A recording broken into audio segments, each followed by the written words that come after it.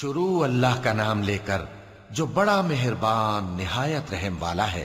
حامیم، یہ کتاب رحمان الرحیم کی طرف سے اتری ہے، ایسی کتاب جس کی آیتیں جدا جدا بیان کی گئی ہیں، یعنی قرآن عربی ان لوگوں کے لیے جو سمجھ رکھتے ہیں، جو بشارت بھی سناتا ہے اور خوف بھی دلاتا ہے، لیکن ان میں سے اکثر نے منہ پھیر لیا اور وہ سنتے ہی نہیں، اور کہنے لگے کہ جس چیز کی طرف تم ہمیں بلاتے ہو اس کی طرف سے ہمارے دل پردوں میں ہیں اور ہمارے کانوں میں بوجھ یعنی بہرا پن ہے، اور ہمارے اور تمہارے درمیان ایک پردہ ہے، تو تم اپنا کام کرو، ہم اپنا کام کرتے ہیں۔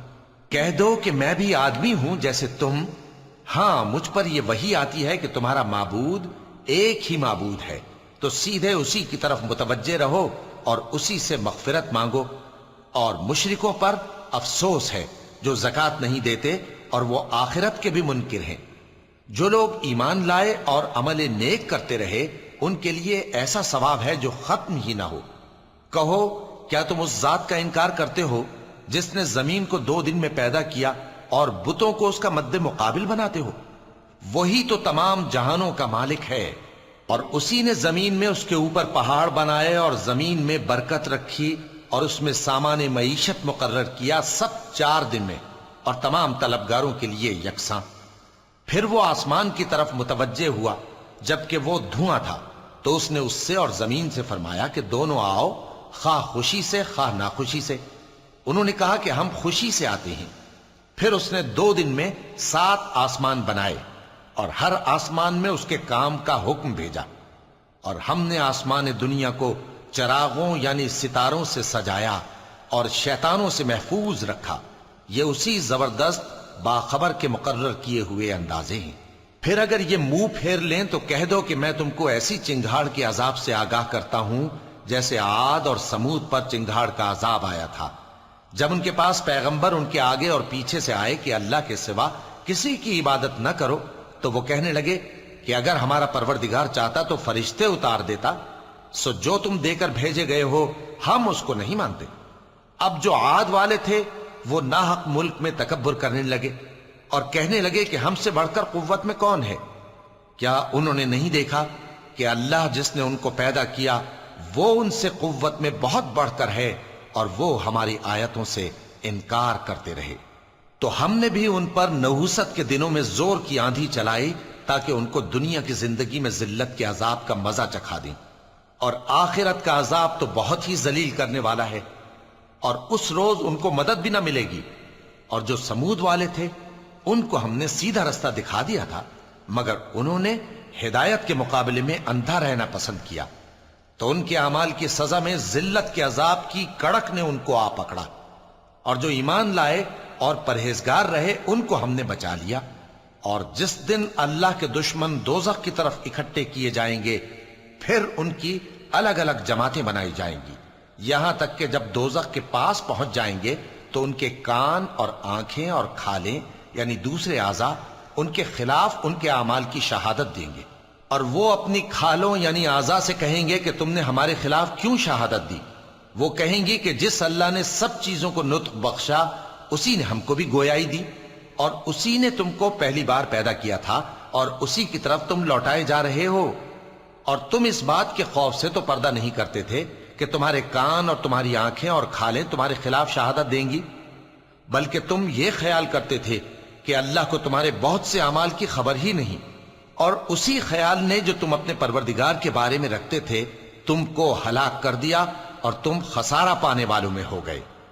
اب اگر یہ صبر کریں گے تو بھی ان کا ٹھکانہ دوزخ ہی ہے، اور اگر توبہ کریں گے تو ان کی توبہ قبول نہیں کی جائے گی۔ اور ہم نے ان کے ایسے ساتھی بنائے جنہوں نے ان کے اگلے اور پچھلے اعمال ان کو عمدہ کر دکھائے تھے، اور جنات اور انسانوں کی جماعتیں جو ان سے پہلے گزر چکی ان پر بھی اللہ کے عذاب کا وعدہ پورا ہو گیا۔ بے شک یہ نقصان اٹھانے والے ہیں۔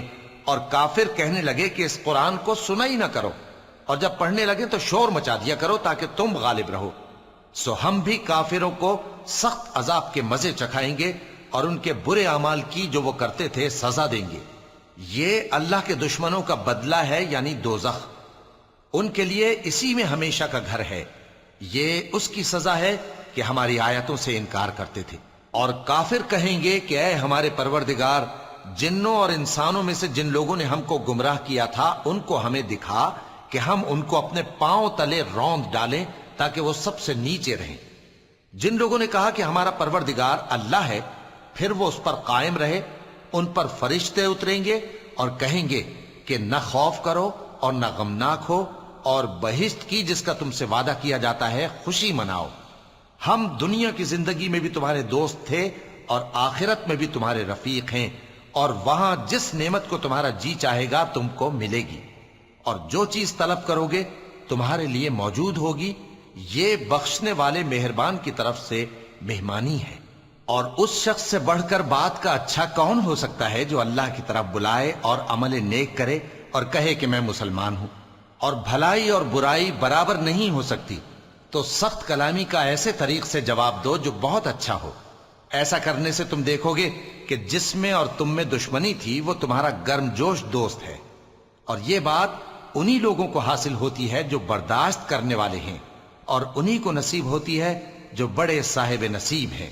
اور اگر تمہیں شیطان کی جانب سے کوئی وسوسہ پیدا ہو تو اللہ کی پناہ مانگ لیا کرو، بے شک وہ سنتا ہے، جانتا ہے۔ اور رات اور دن اور سورج اور چاند اس کی نشانیوں میں سے ہیں۔ تم لوگ نہ تو سورج کو سجدہ کرو اور نہ چاند کو، بلکہ اللہ ہی کو سجدہ کرو جس نے ان چیزوں کو پیدا کیا ہے، اگر تم کو اس کی عبادت منظور ہے۔ پھر اگر یہ لوگ سرکشی کریں تو اللہ بھی ان سے بے نیاز ہے، کیونکہ جو فرشتے تمہارے پروردگار کے پاس ہیں وہ رات دن اس کی تسبیح کرتے رہتے ہیں اور کبھی تھکتے ہی نہیں۔ چونکہ آیت سجدہ تلاوت کی گئی ہے لہذا سامعین پر سجدہ واجب ہے۔ اور اے بندے، یہ اسی کی قدرت کے نمونے ہیں کہ تو زمین کو دبی ہوئی یعنی خشک دیکھتا ہے، پھر جب ہم اس پر پانی برسا دیتے ہیں تو وہ شاداب ہو جاتی اور پھولنے لگتی ہے۔ بے شک وہ جس نے زمین کو زندہ کیا وہی مردوں کو زندہ کرنے والا ہے، بے شک وہ ہر چیز پر قادر ہے۔ بے شک جو لوگ ہمارے احکام سے انحراف کرتے ہیں وہ ہم سے پوشیدہ نہیں ہے۔ بھلا جو شخص دوزخ میں ڈالا جائے وہ بہتر ہے یا وہ جو قیامت کے دن بے خوف ہو کر آئے؟ تو خیر، جو چاہو سو کر لو، جو کچھ تم کرتے ہو وہ اس کو دیکھ رہا ہے۔ جن لوگوں نے نصیحت کو نہ مانا جب وہ ان کے پاس آئی، حالانکہ یہ تو ایک عالی رتبہ کتاب ہے، اس میں جھوٹ کا دخل نہ آگے سے ہو سکتا ہے نہ پیچھے سے۔ یہ کتاب حکمت والے، خوبیوں والے کی اتاری ہوئی ہے۔ اے پیغمبر، تم سے وہی باتیں کہی جاتی ہیں جو تم سے پہلے پیغمبروں سے بھی کہی گئی تھیں۔ بے شک تمہارا پروردگار بخش دینے والا بھی ہے اور عذاب علیم دینے والا بھی۔ اور اگر ہم اس قرآن کو غیر عربی زبان میں نازل کرتے تو یہ لوگ کہتے کہ اس کی آیتیں ہماری زبان میں کیوں کھول کر بیان نہیں کی گئیں؟ کیا خوب کہ قرآن تو عجمی اور مخاطب عربی۔ کہہ دو کہ جو ایمان لاتے ہیں ان کے لیے یہ ہدایت اور شفا ہے، اور جو ایمان نہیں لاتے ان کے کانوں میں گرانی یعنی بہراپن ہے، اور یہ ان کے اندھے پن کا باعث ہے۔ ان کو گویا دور کی جگہ سے آواز دی جاتی ہے۔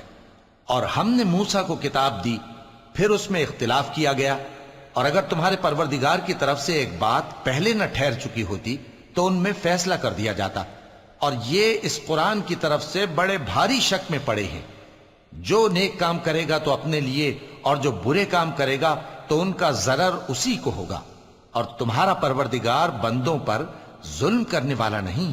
قیامت کے علم کا حوالہ اسی کی طرف دیا جاتا ہے، یعنی قیامت کا علم اسی کو ہے۔ اور نہ تو پھل غلافوں سے نکلتے ہیں اور نہ کوئی مادہ حاملہ ہوتی ہے اور نہ جنتی ہے مگر اس کے علم سے۔ اور جس دن وہ ان کو پکارے گا اور کہے گا کہ میرے شریک کہاں ہیں، تو وہ کہیں گے کہ ہم تجھ سے عرض کرتے ہیں کہ ہم میں سے کسی کو ان کی خبر ہی نہیں، اور جن کو پہلے وہ اللہ کے سوا پکارا کرتے تھے سب ان سے گم ہو جائیں گے، اور وہ یقین کر لیں گے کہ ان کے لیے کوئی راہ فرار نہیں۔